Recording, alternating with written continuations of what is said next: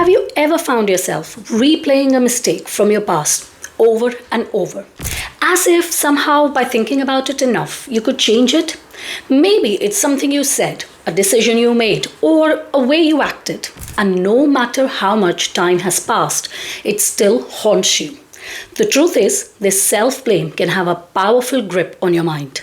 But what if I told you that hating yourself for those past mistakes is doing more harm than good, and that you actually have the power to break free from this cycle? Let's talk about how to stop this self-destructive pattern and start healing.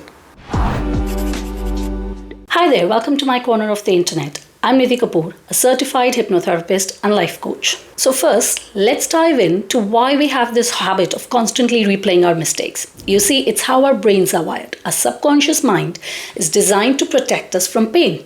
When we make a mistake, it tries to keep us on high alert to ensure that we don't repeat it ever again. Psychologically, this is called negative reinforcement. Your brain punishes you with painful memories in the hope that it will prevent future mistakes.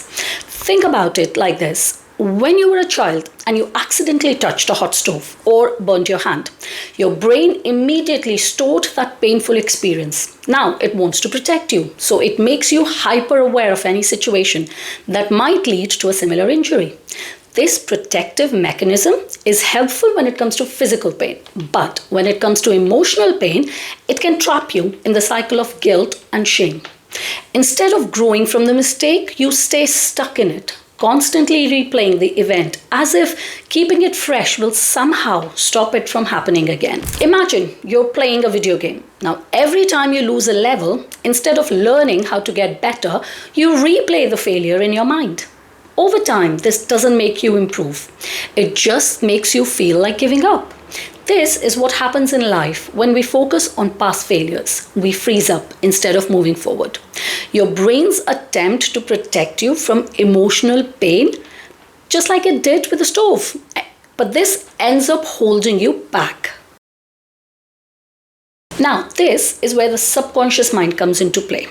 Many of us don't realize that our self-identity is deeply tied to our subconscious programming.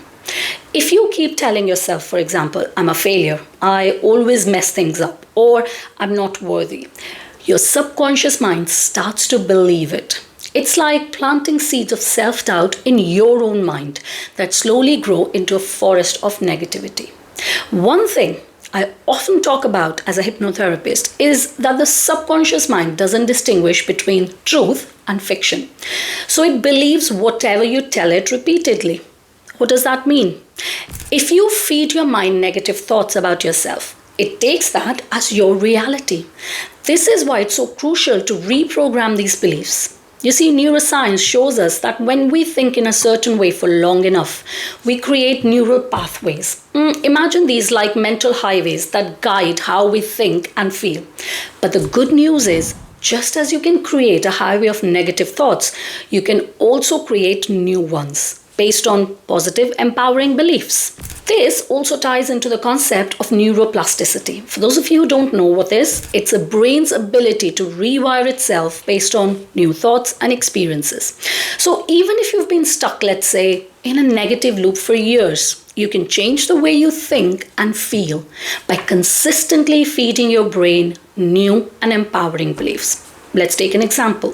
Think of your brain like a garden. Now, if you plant weeds, negative thoughts about your past, you'll end up with a garden that's full of weeds. But if you start planting flowers, now these are positive, affirming thoughts, you'll create a beautiful, nourishing space.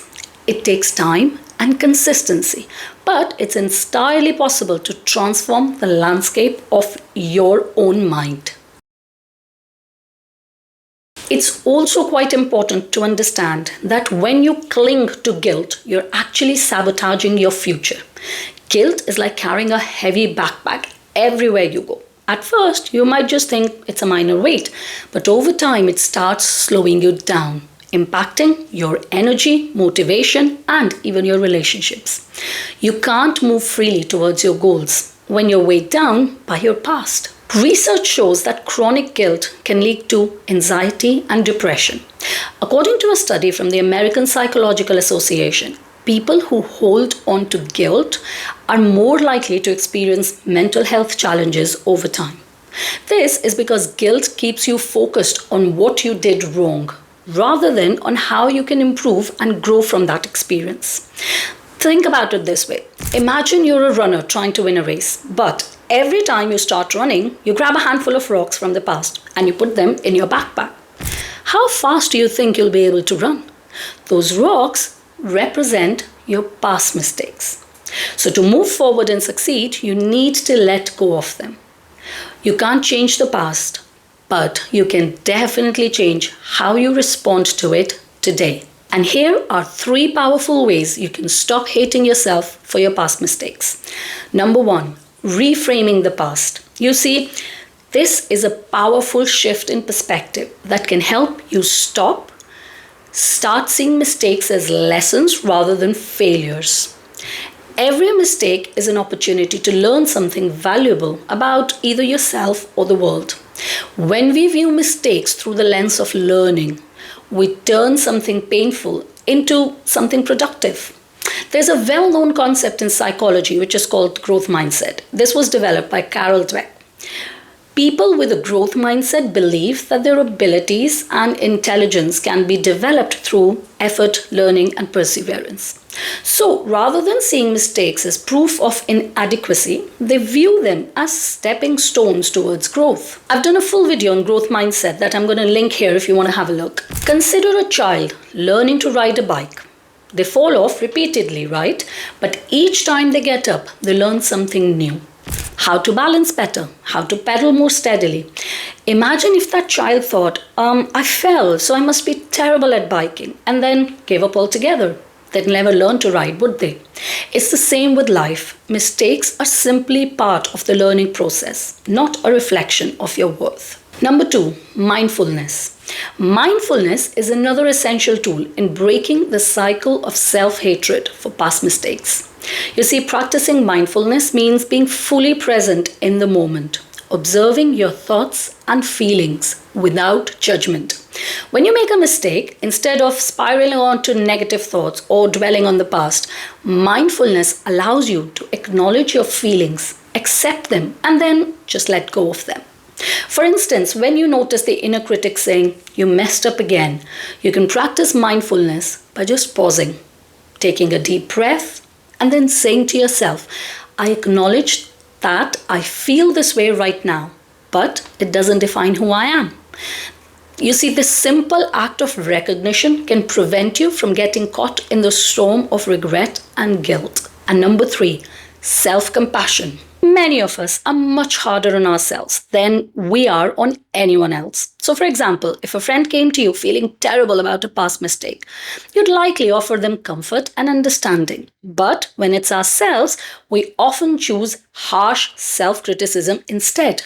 Why is that? Well, according to research by Dr. Kristen Neff, practicing self-compassion actually makes people more resilient and emotionally balanced. When you acknowledge your mistake, treat yourself with kindness and commit to learning from it. When you do this, you start to heal. Self-compassion is not about letting yourself off the hook. Rather, it's about recognizing that everyone, including you, makes mistakes. It's part of being human. Imagine you're holding a delicate vase and it slips from your hands, shattering on the floor. You wouldn't punish yourself forever for that moment, would you? You'd clean up the mess and you'd move on. In the same way, when we make a mistake, we need to give ourselves the grace to just clean up, learn, and keep going. The bottom line is this: you are not your past mistakes. Think about that. The more you hold on to them, the more they hold on to you. But by understanding how your mind works, reprogramming your thoughts, and practicing self-compassion, you can break free from the cycle of self-hate and step into a future that's filled with possibility. Remember, the past is only a teacher, not a life sentence. You have got the power to move forward, and it all starts with how you choose to treat yourself today. Well, that's it for this video. I hope you liked it. If you did, please don't forget to give this a thumbs up. And if you haven't already, please consider subscribing to my channel. I'll see you in the next one. Till then, Take care.